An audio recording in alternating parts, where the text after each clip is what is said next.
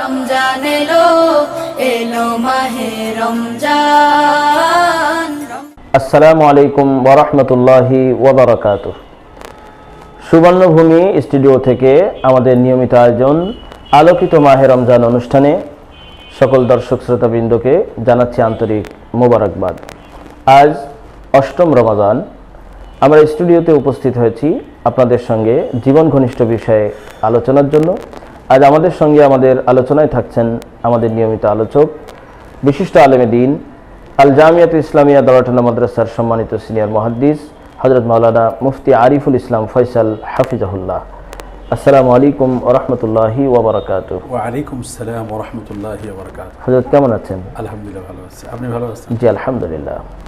হযরত আজ আমরা আলোকিত মাহে রমজান অনুষ্ঠানে আপনার কাছে সর্বপ্রথম যে বিষয়টি জানতে চাইব সেটা হলো আমাদের সমাজে যদি আমরা দেখি তো বিরাট একটা শ্রেণী আমাদের সমাজে আছেন যারা হচ্ছেন মালিক পক্ষ, শ্রমিক, কর্মকর্তা, কর্মচারীবৃন্দ এবং অফিসের প্রধান দায়িত্বশীল। অর্থাৎ এই যে দুটো শ্রেণী বিভিন্ন জায়গাতে ছাত্র, শিক্ষক, অর্থাৎ কর্তা ব্যক্তি এবং অধীনস্থ, এই দুয়ে মিলেই কিন্তু আমাদের সমাজ ব্যবস্থার বিভিন্ন পার্ট। তো আজকে আমরা আপনার কাছ থেকে যে বিষয়টি কোরআন ও সুন্নাহর আলোকে জানতে চাইব সেটা হলো যে এই যে কর্মকর্তা, কর্মচারীবৃন্দ, মহাজন, মালিক এবং তার কামলা, এদের ভিতরের পারস্পরিক যে আচার এবং আচরণ এবং ইসলামী যে সংস্কৃতি বা ইসলামী যে আদর্শ, এটা যদি আপনি কোরআন ও সুন্নাহর আলোকে আমাদের জন্য, দর্শক এবং শ্রোতাদের জন্য ব্যাখ্যা করতেন, উপকৃত হতে হবে ইনশাআল্লাহ। আলহামদুলিল্লাহি রাব্বিল আলামিন ওয়াস সালাতু ওয়াস সালামু আলা বিশেষ করে শেখ রমাদান সাইয়্যিদুল আমবিয়া ওয়াল মুরসালিন, আম্মা বাদ। খুব সুন্দর একটা বিষয় আপনি অবতারণা করেছেন যে রমজানে একজন মালিক শ্রমিকের পারস্পরিক হক কি। রমজান আমাদের কি শিক্ষা দেয়, মালিককে কি শিক্ষা দেয় আর শ্রমিক বা কর্মচারীকে কি শিক্ষা দেয়, এটা খুবই গুরুত্বপূর্ণ একটা বিষয়। আমাদের সমাজের স্থিতিশীলতা, শান্তি, সমৃদ্ধি এগুলো মানে বজায় রাখতে হলে, টিকিয়ে রাখতে হলে, আরও বেশি অর্জন করতে হলে এই মালিক এবং শ্রমিকের মধ্যে একটা সুন্দর মেলবন্ধন, একটা পারস্পরিক সম্প্রীতি, ভালোবাসা খুবই জরুরি। আর রমজান এসেছে এটাকে প্রশিক্ষণ দেওয়ার জন্য। রমজান মাসে আমাদের যে উদ্দেশ্য, আল্লাহ তাআলা একটা কথাই বলে দিয়েছেন বারবার, লাআল্লাকুম তাত্তাকুন। লাআল্লাকুম তাত্তাকুন মানে তাকওয়া অর্জন করো। তা তাকওয়া অর্জন করার মানে শুধু এটা নয় যে আমি নামাজ পড়ব, রোজা করব, বেশ তাকওয়া হয়ে গেল। ব্যাপারটা এমন নয়, শুধু ইবাদত কেন্দ্রিক নয়, ইবাদত কেন্দ্রিক নয়, বরং আমাকে সব কাজের মধ্যে দায়িত্ববান হতে হবে। যেমন আমার রব, তিনি আমার মাবুদ, মাবুদ হওয়ার কারণে তিনি আমার কাছে ইবাদত পান, তিনি ইবাদতের উপযুক্ত, আমাকে ইবাদত করতে হবে, আমি দায়িত্বশীল। অনুরূপভাবে আমাদের সমাজের মধ্যে মালিকও আছে, শ্রমিকও আছে। তাই এখানে মালিকেরও দায়িত্ব আছে, শ্রমিকের দায়িত্ব আছে।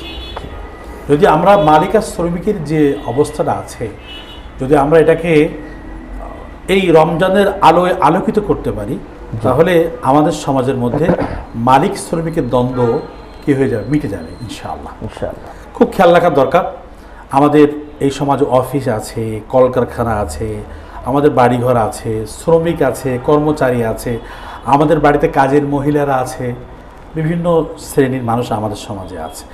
যদি আমরা তাকওয়ার দিকে খেয়াল করি, আল্লাহ ভীতি অন্তরে ধারণ করি, তাহলে আমি মালিক হিসাবে, অ্যাজ এ মালিক হিসাবে আমার থেকে আমার কর্মচারী কখনো কষ্ট পাবে না। আমার কথায়, আমার কাজে, সিদ্ধান্তে কষ্ট পাবে না। এই জন্য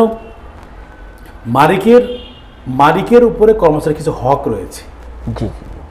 যদি আমি মানে মোটা দাগে কয়েকটা কথা বলি, তার মধ্যে একটা হচ্ছে হাদিসের মধ্যে নবী করিম সাল্লাল্লাহু আলাইহি ওয়াসাল্লাম বলেছেন, আতুল আজিরা আজরাহু, তোমরা তোমাদের শ্রমিকদের যে পারিশ্রমিক যেটা আছে এটা প্রদান করো, কবলা আইয়াজিফা আর তার ঘামটা শুকিয়ে যাওয়ার আগে। সুবহানাল্লাহ। এই একটা কথা যদি আমরা খেয়াল করি যে শ্রমিকের ঘাম শুকানোর আগেই তার পারিশ্রমিক দিতে হবে। সুবহানাল্লাহ। এই একটা কথা, এই কথা যদি আমরা সমস্ত মালিকরা ফলো করি তাহলে কিন্তু রমজানের ঈদের বোনাস নিয়ে আমাদের যে দেশে একটা কালচার হয়ে গেছে, প্রত্যেক রমজানে ঈদের সময় রাস্তা ব্লক করে গার্মেন্টসের শ্রমিকরা আন্দোলন করে, বিভিন্ন হোটেলের কর্মচারীরা আন্দোলন করে। এগুলো হয় কেন? নবী সাল্লাল্লাহু আলাইহি ওয়াসাল্লামের এই একটা কথা যেন ফলো করি যে তার যে বেতন পারিশ্রমিক এটা আমি আটকে রাখবো না, দায়িত্ব শেষ, পারিশ্রমিক দিতে হবে। দিতে হবে। জি, সুন্দর। এই একটা কথা যে ফলো করি, একটা জিনিস, এই হকটা আদায় না করার কারণেই আজকে যত অশান্তি হচ্ছে, অঘটন ঘটতেছে, সমাজের মধ্যে বিশৃঙ্খলা হচ্ছে। এই জন্য 1 নম্বর কাজ হচ্ছে যে তার সময় হয়ে গেলে তার কাজ শেষ, বেতন পরিশোধ করতে হবে। 2 নম্বর মালিকের দায়িত্ব, সেটা হচ্ছে তার মানে শ্রমিকের বা কর্মচারী সামর্থ্যের অতিরিক্ত বোঝা চাপিয়ে না দেওয়া। এ প্রসঙ্গে আল্লাহ সুবহানাহু ওয়া তাআলা কোরআনে বলেছেন, লা ইউকাল্লিফুল্লাহু নাফসান ইল্লা উসআহা। আল্লাহ তাআলা কারো সামর্থ্যের বাইরে কোনো বোঝা চাপান না।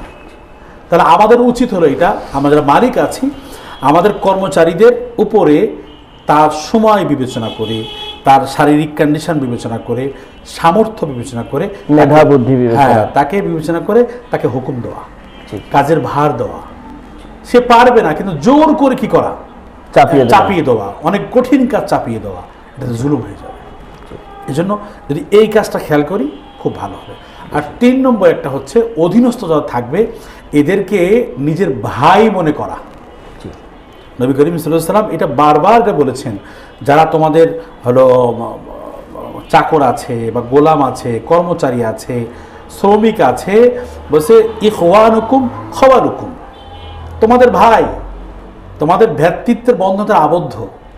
একটা ভাইকে তুমি কি কষ্ট দিবা? তুমি জুলুম করবা? তোমার ভাইয়ের সাথে তুমি যে আচরণটা করো একজন তোমার কর্মচারীর সাথে, গোলামের সাথে ওই আচরণটা করো। তুমি যা খাও তাকে খাওয়াও, তুমি যা পড়াও তাকে পড়াও। সাইয়েদনা আবু হুরায়রা রাদিয়াল্লাহু আনহুর কথা আমরা কিতাবে পাই যে তিনি যে জামা পরতেন তার গোলামকেও একই জামা পরাতেন। তিনি যেখানে বসে খানা খাইতেন, যেই জিনিস দিয়ে খানা খাইতেন, ঠিক তার যে গোলাম ছিল তাকেও সেই খাদ্যগুলো, সেই মেনুগুলো দিয়ে খানা খাওয়াতেন। ভাই তো হাদিসের মধ্যে আল্লাহ রাসূল ভাই বলেছেন, তাহলে ভাইয়ের হক ভাইয়ের মতন। আল্লাহ যে তোমাকে বড়লোক বানিয়েছে, ধনী বানিয়েছে, তাকে গরিব বানিয়েছে, তা আল্লাহ তাআলার একটা সামাজিক সিস্টেম, দুনিয়ার সৃষ্টি জগতের সিস্টেম একটা।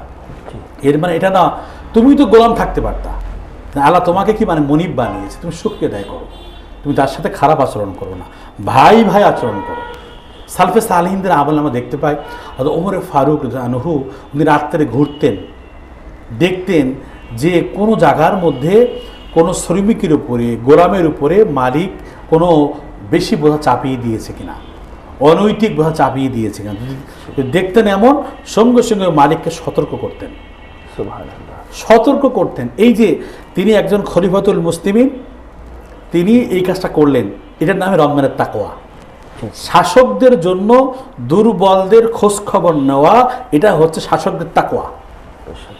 শাসকদের তাকওয়া শুধুমাত্র কি করা, মানে রোজা রাখা, এটা না। শাসকের তাকওয়া কি, ওমর ফারুকের জীবনী দেখতে হবে। আমি আদর্শ শাসক হলে নবীজির প্রিয় সাহাবী ওমর ফারুকের জীবনী দেখতে হবে, তিনি শাসক হয়ে কিভাবে প্রজাদের খোঁজ খবর নিয়েছেন, সেবা দিয়েছেন। এভাবে যারা শ্রমিক এবং কর্মচারী তাদেরও কিছু দায়িত্ব বা মালিকদের প্রতি আছে কিনা অবশ্যই বলবো। হযরত আলী রাদিয়াল্লাহু আনহুর একটা উক্তি আমার মনে পড়ে গেল। তিনি বলেন, যে ব্যক্তি রোজা রাখে এবং শ্রমিকের হককে নষ্ট করে, যে ব্যক্তি রোজা রাখে এবং শ্রমিকের হককে নষ্ট করে, সে কেমন যেন আল্লাহর সঙ্গে যুদ্ধে নামলো। নাউযুবিল্লাহ। কত বড় কথা, কত বড় কথা, খুব খেয়াল করা দরকার। এটা আমাদের অনেক খেয়াল করা। আমরা এই রমজান মাসে অনেক হক নষ্ট করে ফেলি। নিজে রোজা রাখি, মনে করি আমার একারই কষ্ট হচ্ছে, কিন্তু আমার যে কর্মচারী আছে, আরো যারা আছে অধীনস্থ, অর্ডার করছি, হ্যাঁ, তাদের যে কষ্ট হচ্ছে এদিকে কিন্তু আমরা খেয়াল করি না, খুব খেয়াল করা দরকার। এই জন্য হাসান বসরি রহমতুল্লাহ বলেন, যে ব্যক্তি রোজা রাখলো আবার সে অন্যের হককে নষ্ট করলো, তার ইবাদতটা আসমানে উঠতে লজ্জা পায়, তার ইবাদতটা আসমানে উঠতে কি লজ্জা পায়। তাহলে আমি আমার খেয়াল রাখতে হবে যে আমার উপরে কার কার হক রয়েছে, অধিকার রয়েছে, এগুলো খেয়াল করা দরকার। এখন আপনি একটা প্রশ্ন করেছেন যে কর্মচারীদের দায়িত্ব কি, যারা কর্মচারী আছে, শ্রমিক আছে, এই শ্রমিকদের দায়িত্ব, আসলে ইসলাম দায়িত্বহীনতাকে পছন্দ করে না। আর রমজান আমাদেরকে এই দায়িত্বহীন হওয়া থেকে আমাদেরকে কি করে, দায়িত্ববান হওয়াকে শিক্ষা দেয়, যে আমি দায়িত্বের সাথে আল্লাহর হুকুম রমজানের সিয়াম সাধনা করছি, মানে আমাকে দায়িত্ববান হওয়াকে শিক্ষা দেয়। এ প্রসঙ্গে নবী করিম সাল্লাল্লাহু আলাইহি ওয়াসাল্লাম একটা হাদিস, তাবরানী শরীফের হাদিসের মধ্যে আসছে, নবী করিম সাল্লাল্লাহু আলাইহি ওয়াসাল্লাম বলেন, ইন্নাল্লাহা ইউহিব্বু ইদা আমালা আহাদুকুম আমালান আইয়ুতকিনাহু, যখন আল্লাহ সুবহানাহু ওয়া তাআলা এটা ভালোবাসেন যে যখন কোনো ব্যক্তি কোনো জিনিসের দায়িত্বশীল হয় সে যেন ওই দায়িত্বটাকে যথাযথভাবে আদায় করে। তাহলে যখন একজন কর্মচারী, সেই দায়িত্ব ক্ষুদ্র হোক বা বড় হোক, মাঝারি, যে কোনো দায়িত্ব, অবশ্যই যখন মালিক কর্মচারীকে দায়িত্ব দিল, কর্মচারীর তার দায়িত্ব হলো এটা, ওই দায়িত্বকে, ওই জিম্মাদারিকে সুন্দরভাবে তার সামর্থ্যের সবটুকু দিয়ে সে কি করবে, আদায় করবে। এটাই হচ্ছে হলো কি মালিকের হক। হ্যাঁ, মালিকের হক। রোজা যেমন ইবাদত, সওয়াবের কাজ, যদি আমি কর্মচারী হয়ে মালিকের দায়িত্বের মধ্যে খেয়ানত করি, অনেক বড় পাপের ভাগীদার হয়ে যাব আমি। এজন্য আমার দায়িত্ব হলো এটা কি, যে আমি আমার যে দায়িত্ব আছে আমার মালিকের পক্ষ থেকে কর্মচারী হিসাবে আমার সে দায়িত্বগুলোকে আদায় করব। যদি আমি সবাই শক্তিশালী ব্যক্তি যারা আছে দুর্বলের উপর চাপাবে না, আবার দুর্বল তার দায়িত্বকে আদায় করবে, মালিক শ্রমিক ভাই ভাই হয়ে থাকে, কর্মচারী তার দায়িত্বের মধ্যে আমানতদারি হয়, যদি এইগুলো আমরা করতে পারি তাহলে রমজানের যে উদ্দেশ্য আল্লাহকুম তাত্তাকুন, এটা আমাদের হাসিল হয়ে যাবে, সবাই মিলে আমরা এটা উপভোগ করতে পারব। এই জন্য আল্লাহ তাআলা আমাদের সবাইকে যেন কি মালিক শ্রমিক উভয় পক্ষকে যেন রমজানের এই যে মূল উদ্দেশ্য তাকওয়া, এই তাকওয়ার মাধ্যমে আমরা যেন ইনসাফ প্রতিষ্ঠা করতে পারি। মালিক যেন ইনসাফ প্রতিষ্ঠা করে শ্রমিকের উপরে, আবার শ্রমিক যেন তার হককে আদায় করে, তার দায়িত্বকে আদায় করে, খেয়ানত না করে ইনসাফ প্রতিষ্ঠা করতে পারে। আল্লাহ তাআলা আমাদের সবাইকে তৌফিক দান করেন। আলহামদুলিল্লাহ শাইখ, অত্যন্ত চমৎকার করে আপনি বললেন। শাইখ, এই প্রসঙ্গে আপনার কাছে আমি একটা জানতে চাই, সেই বিষয়টা হচ্ছে যে অনেক সময় মালিক যে আছে শ্রমিককে কথা দিয়ে কষ্ট দেয়, এটা তো অনেক বড় একটা বিষয়। তো এই বিষয়ে কিছু আমাদেরকে একটু বলতেন, এই বিষয়ে নির্দেশনা দিতেন। জি আলহামদুলিল্লাহ শেখ, নাহমাদুহু ওয়া নুসাল্লি আলা রাসূলিল কারীম, আম্মা বাদ। আসলে শুধু মালিক আর শ্রমিক বলে কথা নেই, বরং যে কেউ কথার মাধ্যমে অন্যকে কষ্ট দেওয়া, এটা কিন্তু একটা বহুত কঠিন এবং নিকৃষ্ট একটা মহাপাপের অন্তর্ভুক্ত। কিন্তু আমরা এটাকে একেবারে মনে করি যে সাধারণ ব্যাপার। অনেক সময় আমরা হাসি রসের মাধ্যমে মানুষকে কষ্ট দিয়ে থাকি, হালকা করে নিই, মানুষকে কৌতুক করে কষ্ট দিই, এমনি থ্রেট দিয়ে কষ্ট দিই, গালি দিয়ে কষ্ট দিই, মুখ ভ্যাকসানি দিয়ে কষ্ট দিই। তো এই যে কথার মাধ্যমে কষ্ট এবং আচরণ ভঙ্গিমা দিয়ে কষ্ট, এটা কিন্তু একটা মহাপাপ, এটা আমাদেরকে মনে রাখতে হবে। এবং মহান রব্বুল আলামিন নিজেই কোরআনে পাকে এই ব্যাপারে আমাদেরকে নির্দেশনা দিয়েছেন।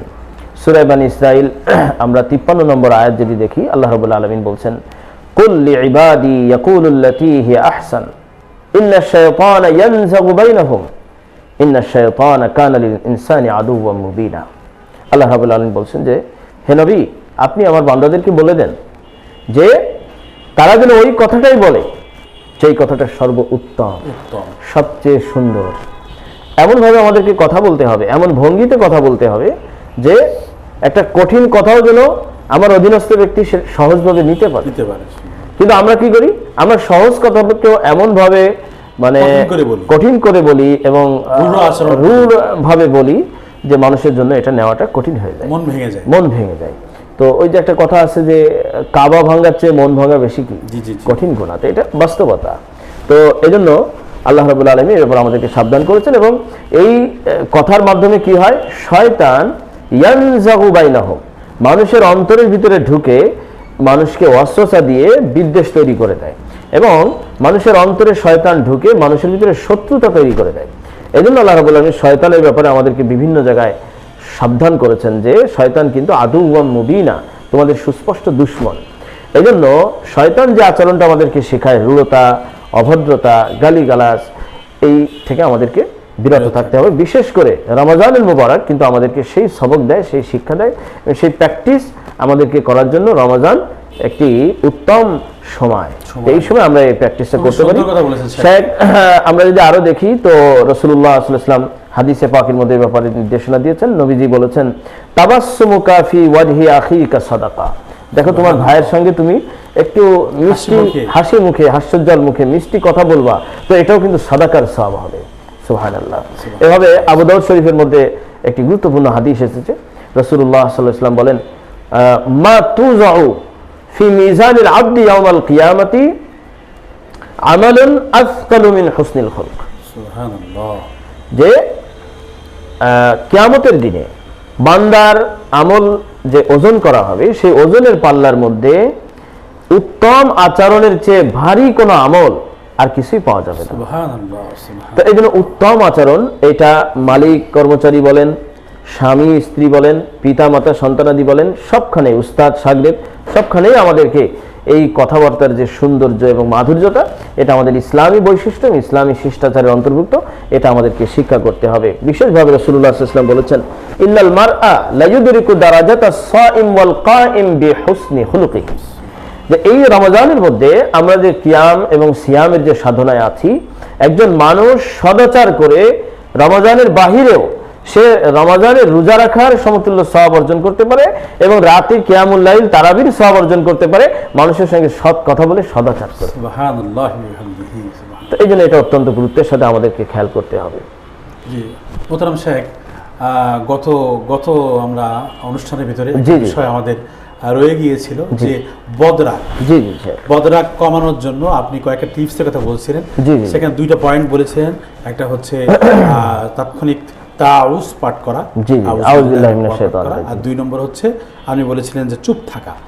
আরো কয়েকটা পয়েন্ট বাকি ছিল, যদি একটু সংক্ষিপ্ত বলতেন। জি স্যার, তৃতীয় যে পয়েন্টটা আমরা কাজে লাগাতে পারি টিপস, সেটা হচ্ছে যে আমাদের রাগ যখন হবে, তো যে অবস্থানে আমি আছি এই অবস্থানটাকে চেঞ্জ করা। আমি ঘরে আছি, তো এখানে রাগ হয়ে গেছে, তো আমি ঘর থেকে একটু বাইরে আসলাম, স্থান পরিবর্তন। বাইরে রাগ হয়েছে, তো আমি বাস আমার বাড়িতে আমি চলে গেলাম, ঢুকে পড়লাম। স্বামী বিবির মধ্যে রাগ হয়েছে, তো ঘর পরিবর্তন করলাম। রাসূলুল্লাহ সাল্লাল্লাহু আলাইহি ওয়াসাল্লাম হাদিসে পাকে, আবু দাউদ শরীফের হাদিস, রাসূলুল্লাহ সাল্লাল্লাহু আলাইহি ওয়াসাল্লাম বলেছেন, হযরত আবু যর রাদিয়াল্লাহু তাআলা আনহু বয়ান করেন যে ক্বালা লানা রাসূলুল্লাহ সাল্লাল্লাহু আলাইহি ওয়াসাল্লাম, নবীজি আমাদেরকে শিক্ষা দিয়েছেন যে ইযা গাযিবা আহাদুকুম ওয়া হুয়া কায়িমুন ফালইয়াজলিস। যখন কোনো ব্যক্তি সে রাগান্বিত হয়েছে, সে দাঁড়িয়ে আছে, তাহলে সে রাগকে হজম করার জন্য, নিবারণ করার জন্য বসে যাবে। ওয়া ইল্লা ফালইয়াজতাজি, যদি দেখে যে না বসে গিয়েও তার রাগ দমিত হচ্ছে না, তো ফালইয়াজতাজি, সে শুয়ে পড়বে।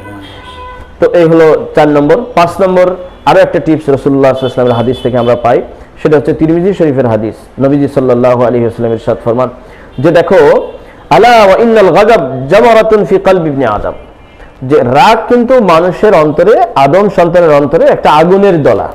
তো আগুন যেমন এটা মাটি দিয়ে, ঠান্ডা জিনিস দিয়ে নিবারণ করা যায়, রাগও এরকম ঠান্ডা দিয়ে নিবারণ করা যায়।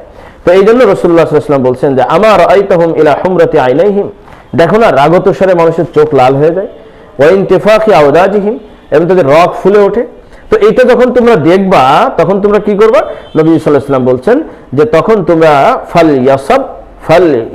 ফালয়ানসাব বিল আরদ, তখন মাটিতে শুয়ে দাও। যদি অন্য কেউ রাগ করে, তাকে চেষ্টা করে মাটিতে শোয়ায় দাও, মাটির সঙ্গে, শরীর মাটির সঙ্গে মিশায় দাও। নিজের রাগ হলে মাটিতে গড়াগড়ি দাও, তো মাটির কারণে ওই আগুন দমিত হয়ে যাবে। শেখ যদি আমরা বলি, তো আরো রাসূলুল্লাহ সাল্লাল্লাহু আলাইহি ওয়াসাল্লামের হাদিসের মধ্যে আমরা আরো অনেক নির্দেশনা দেখতে পাই। যেমন বিশেষ করে আরেকটি হাদিসে রাসূলুল্লাহ সাল্লাল্লাহু আলাইহি ওয়াসাল্লাম বলছেন, হযরতে আতিয়া রাদিয়াল্লাহু তাআলা থেকে বর্ণিত, তিনি বলেন যে ইন্নাল গাযাব মিনাশ শাইতান, যে দেখো রাগ হচ্ছে শয়তান সৃষ্টি করে, ওয়াশ শাইতান মিনান নার, আর শয়তান কিন্তু আগুন থেকে সৃষ্টি।